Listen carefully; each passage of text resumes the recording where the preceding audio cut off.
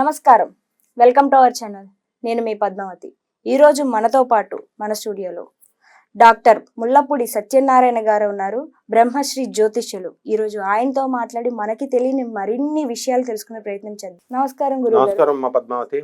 గురువు గారు, అసలు కృష్ణుని గురించి వింటూ ఉంటే మనం ఎంత విన్నా తరగని కథ ఎంతో ఉంది. మరి అలాంటప్పుడు అసలు కృష్ణుడు భూమి మీదకి రావడానికి కారణమే శాపం వల్ల వస్తారు. అయితే అదే శాపంలోని 100 ఏళ్ళు బతకాలి అని అనేసి ఉంటుంది కదా. మరి కృష్ణుడు భూమి మీద ఎంతకాలం బతికారు? అతనికి అన్నీ తెలుసు, సృష్టికర్తే కృష్ణుడు అయినప్పుడు మరి ఆయనకి తెలుసు కదా నేను బాణం తగిలే చనిపోతాను అనేసి. ఎందుకని దాన్ని మార్చుకోలేదు అని అంటారు? సుధాముడు ఆయన కృష్ణుడికి భక్తుడు, ఆయనే కుచేలుడిగా పుడతాడు. అవును. అతను ఏం చేస్తాడంటే అందరూ రాధే రాధే అంటుంటే ఆయనకి మండిపోతా ఉంటది. ఆయన కృష్ణ భక్తుడు. ఈ రాధే ఏమిటిరా బాబు, ఈ కృష్ణుడి ప్రసాదం వెన్నది తీసుకుని ఈమె నాకేసి ఈమె తినేసి మిగతా ఎంగిల కృష్ణుడికి పెడుతుంది.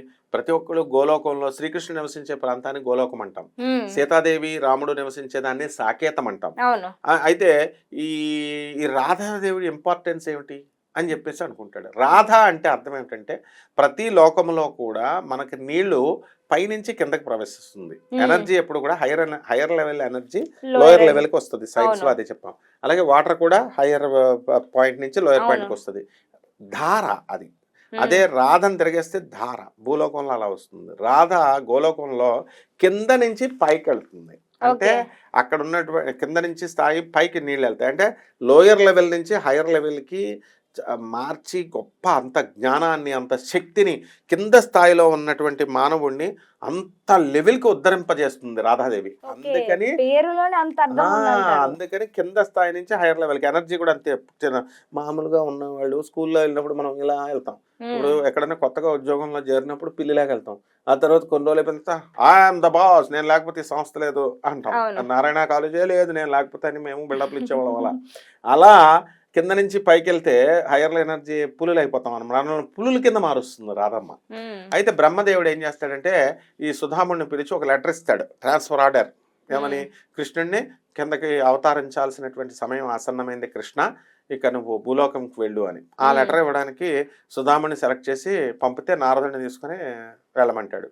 ఈ నారదుడు ఏం చేస్తాడు, గోలోకానికి తీసుకెళ్తే డోర్లు ఓపెన్ కావు, అసలు కనబడదు. ఇక్కడ రాధా అని పిలిస్తేనే ఆ లోకం కనబడుతుంది నాయన సుధామ అంటే. నేను అసలు నేను కృష్ణానే అంటానంటాడు వాడొకడు. అప్పుడు రాధా నీ పదులు నేను అంటానని రాధా అని నారదుడు అంటాడు. అప్పుడు డోర్స్ లోకం కనబడుతుంది. వెళ్తే ఎక్కడ చూసినా రాధా ప్రాబల్యం చూసి తట్టుకోలేకపోతాడు సుధాముడు. అంటే కృష్ణుడిని వదిలి నువ్వు ఒక్క నిమిషం కూడా ఉండవా అంటాడు. ఉండను అంటది. ఉండను అంటే కృష్ణుడు ఏం చేస్తాడు, వెళ్ళి శ్వాస నిశ్వాసల్లో రాధా రాధా అంటూ నిరంతర శ్వాస చేస్తూ ఉంటాడు కృష్ణుడు. ఇది తట్టుకోలేక రాధమ్మ అయ్యో నా కృష్ణుడు పిలుస్తున్నాడు. అది ఒరిజినల్ రాధాకృష్ణులు అంటే ఎవరు? ప్రేమకు దేవతలు వాళ్ళు. అంటే వాళ్ళు కృష్ణుడు రూపం లేనటువంటి ప్రేమను తీసుకొచ్చి ఒక రూపం ఇస్తే ఆమె రాధ అవుతుంది అనమాట, ప్రేమదేవత ఆమె. అటువంటి కృష్ణుడు కూడా అంతే, ప్రేమదేవుడు. ఆయన ప్రేమ అందుకనే సఖుడుగా ఫ్రెండ్లీగా అందరితో కొంటేవాడుగా ఏడిపిస్తూ ఈ 16,000 మంది గోపికలు ఋషులైతే వాళ్ళతో సరదాగా రాసలీలలు చేస్తూ అలా ఉంటాడు స్వామి. అయితే ఈ సుధాముడు ఏం చేస్తాడు, కృష్ణుడు పిలిస్తే రాధమ్మ వెళ్తుండే వెళ్ళొద్దు శపిచ్చేస్తా అంటాడు. ఆయన అసలు ఏదైనా చేసుకొని నేను వెళ్తానంటది రాధమ్మ తల్లి. కృష్ణుడి నేను విడదీరాని బంధం వాళ్ళిద్దరిది అని అంటుంది మాది. అంటగానే వెళ్ళిపోతే అయితే నువ్వు ఏ కృష్ణుడిని అయితే ఒక సెకండ్ కూడా నువ్వు ఉండకుండా బిల్డప్లు ఇచ్చావో నీకు 100 సంవత్సరాలు మీరిద్దరు విడిపోగా కానీ శపించి పడేస్తాడు ఆయన. అప్పుడు రాధమ్మ బాగా హడిలిపోతుంది పాపం. ఇప్పుడు ఎలా మరి మళ్ళీ కృష్ణుడిని మర్చిపోతావు కాక అంటాడు అక్కడ భూలోకంలో. స్పృహ ఉండదు అనగానే అప్పుడు కృష్ణుడు ఏం చేస్తాడు, అలా కాదని ముందు నువ్వు వెళ్ళమ్మా, నేనే నిన్ను గుర్తుపట్టి వస్తాను, నువ్వు నన్ను గుర్తుపట్టలేవని ఈ జుట్టు ఒక కోడ్ భాషలాగా ముంగర్ల కింద తీసి రాధకి ఎప్పుడు అలాగ ఉండేలాగా ముందు పుట్టిస్తాడు. పుట్టిన తర్వాత కృష్ణుడు కూడా పుట్టాడు. రాధా కృష్ణ స్టోరీ ఇక తెలిసిందే. ఇకపోతే కృష్ణ భగవానుడు ఎప్పుడూ కూడా కర్మ గురించి చెప్తాడు. అరే మీరు కర్మ మంచిగా చేయండి రా నాయన, కర్మ మంచిగా చేయండి. కర్మణ్యేవాధికారస్తే, కర్మ చేయడం ఎందే నీకు అధికారం ఉంది. మా ఫలేషు కదాచన, నేను ఇస్తాను ఫలితం మీద నీకు హక్కు లేదు. నువ్వు ట్రై చేయడమే ఎగ్జామ్ రాయడం వరకు నీ డ్యూటీ. దానికి రిజల్ట్ వస్తుందా రాదా నేను నీకు హక్కు లేదు. Don't expect, keep on trying. This is the philosophy of lord Krishna. So అప్పుడు ఈ యొక్క కృష్ణ పరమాత్మ అందుకనే కర్మను చేయమంటాడు. మళ్ళీ వెంటనే కర్మ కర్మను త్యాగం చేయమంటాడు, మోక్షం కావాలంటాడు, మోక్ష సన్యాసి యోగం, కర్మ సన్యాసి యోగం. ఈ ఫిలాసఫీ ఎవరికి అర్థం కాదు భగవద్గీత. ఆయన సరెండర్ అయ్యి ఆయన this is called as tautology అంటాం మనం. అంత అద్భుతంగా ఉంటుంది. భగవద్గీతలో ఉన్న గ్రాండర్ ఏంటంటే ప్రతిసారి కూడా ఆయన చదివినప్పుడల్లా కొత్త అర్థం పుడుతుండేది. వైట్ హౌస్ అని చెప్పుకుంటాం కదా మనం అమెరికాలో, రొనాల్డ్ రేగన్ వచ్చి ఆయన ఏముందో చూపిస్తానని చెప్పి చూపిస్తాడు. చూపించగానే బైబిల్తో పాటు భగవద్గీత కూడా వైట్ హౌస్ లో ఇప్పటికి కూడా మనది ఉంటుంది. సో అంత గౌరవిస్తారు కృష్ణుడిని వాళ్ళు. కాబట్టి ఇప్పుడు ఏమైందంటే అసలు కృష్ణుడు మనకి పుట్టడానికి ఎంత తపస్సులు చేశారు, అంత ఫ్రీగా ఏం పుట్టేయలేదు. ఉత్తుత్తి ఆఫ్టర్ ఆల్ ఆ శాపం కాదు, భూలోకవాసుల్ని ఉద్ధరించడానికి కృష్ణ పరమాత్మ ఇచ్చిన అపూర్వ అవకాశం. అప్పుడు ఆ బ్రహ్మదేవుడు ఇచ్చిన లెటర్ ఏమిచ్చాడు రా బాబు అని కృష్ణుడు అడిగితే ఆ లెటర్ ఇచ్చానంటాడు. ఆ లెటర్లో ఇదే ఉంటుంది. అంటే శ్రీకృష్ణుడే సంకల్పించాడు మనందరినీ ఉద్ధరించడం కోసం, మనల్ని మోక్షం ఇప్పించడం కోసం. స్వామివారు బ్రహ్మదేవుడు అంతా శ్రీకృష్ణుడి దగ్గర ఆయన చేస్తేనే, మనసులో దూరి ఆయన ఇచ్చేస్తేనే, స్పృశింపజేస్తేనే కలుగుతుంది, స్ఫురింపజేస్తేనే. సో ఈ కర్మ అనేది కృష్ణుడే, పుట్టుక అనేది కృష్ణుడే, ఈ భూలోకానికి రాధమ్మని పంపింది కృష్ణుడే. అదంతా మన కోసం చేస్తాడు ఎప్పుడు కూడా. కృష్ణుడు ఏది చేసినా ప్రజల కోసం, భక్తుల కోసం చేస్తాడు. ఆయన స్వార్థం ఏది ఉండదు. తర్వాత ఆయనకి తెలుసు ఏది ఈ యొక్క బాణం తగిలితే చచ్చిపోద్దని.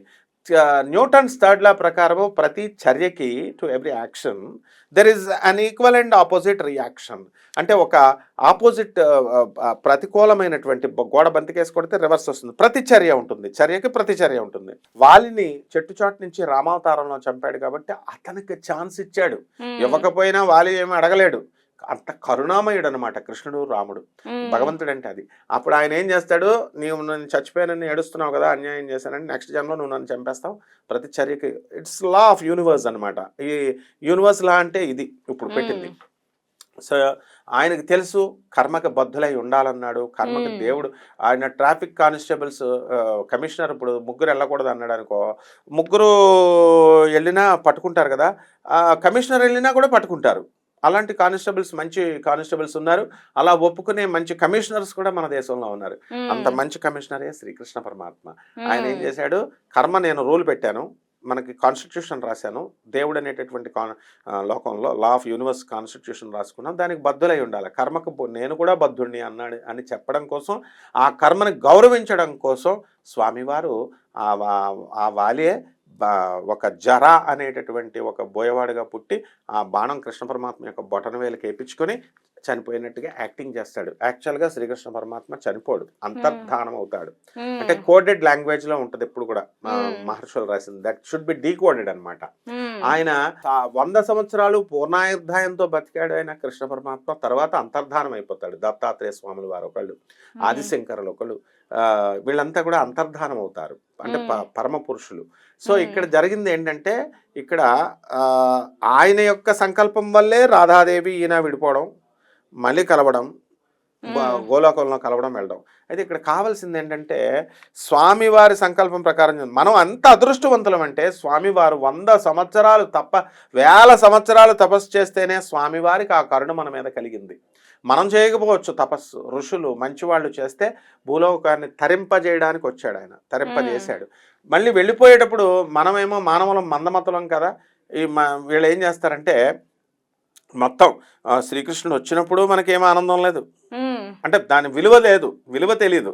అలాగే శ్రీకృష్ణుడు మనతో తిరుగుతున్నప్పుడు ఆయన విలువను గుర్తించలేకపోయాం, శ్రీకృష్ణుడు వెళ్ళిపోతున్నప్పుడు బాధ లేదు మనకి, అంతా మనం తిండి తినడం పడుకోవడం అన్నట్టే తప్ప ఆ మహాత్ముడు వచ్చాడు, స్వామే మనతో తిరిగాడని తెలియదు అనమాట. మనం అల్పజ్ఞునం మనం. కానీ దేవతలు తెలివైన వాళ్ళు. అవతారం చాలించి వెళ్ళిపోతుంటే వెల్కమ్ చెప్తూ ఆకాశ మార్గంలో క్లియర్గా వ్యాస భాగవతంలో ఉంది, వెల్కమ్ చెప్తూ దేవతలు, గంధర్వులు, కిన్నెర్లు, కింపురుషులు అందరూ అమ్మ మా దేశానికి మళ్ళీ వచ్చాడు, మా రాజ్యానికి అని తీసుకుపోతారు. లోజర్స్ ఎవరు? భక్తులు, మనం భూలోక వాసులం.